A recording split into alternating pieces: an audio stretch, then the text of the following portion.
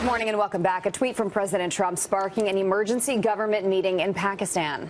The country's National Security Council meeting with ministers and military chiefs after the president accused them of lies and deceit.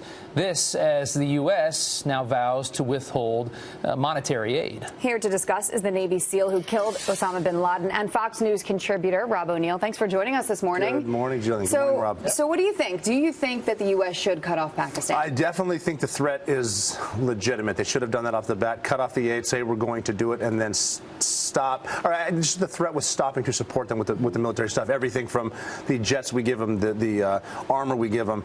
It definitely needs to be brought out there because they're blatantly lying to us on a lot of things. We just had that Canadian-American family that was was actually recovered by the Pakistan military from the Haqqani network.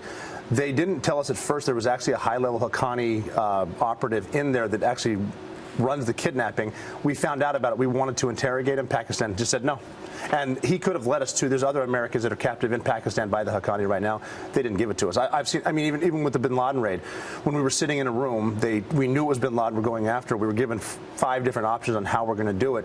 One of them was, should we do a multilateral mission with the Pac Mill? And everyone in the room, including the analysts from the agency, said absolutely not. If we breathe the words Osama bin Laden to the Pakistanis, he will be gone. And they will have taken him out of there. I mean, they're definitely running a bunch of different sides of this thing. So you clearly say that they knew he was there. No doubt about it. No doubt about it. No doubt Pakistan Intel knew he was there. And when it was brought up, should we do a joint op with the Pakistanis, it was laughable. It's like, are you serious? That's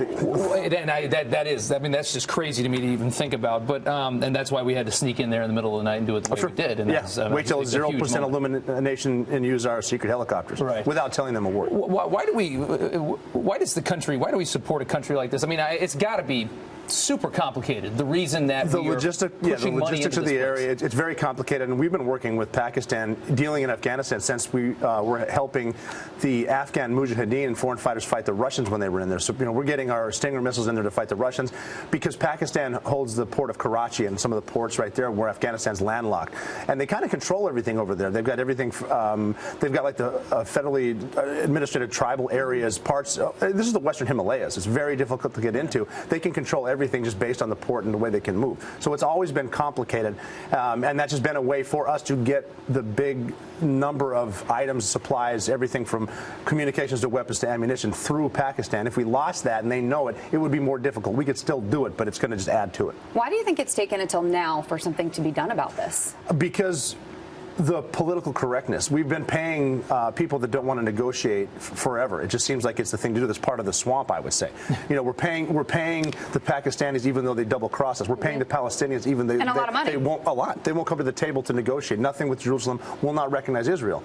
If you're going to always give someone what they want, why would they want to negotiate? You don't negotiate. You negotiate from strength and power and leadership, and that's what we're trying to do right now. I think it's a great move.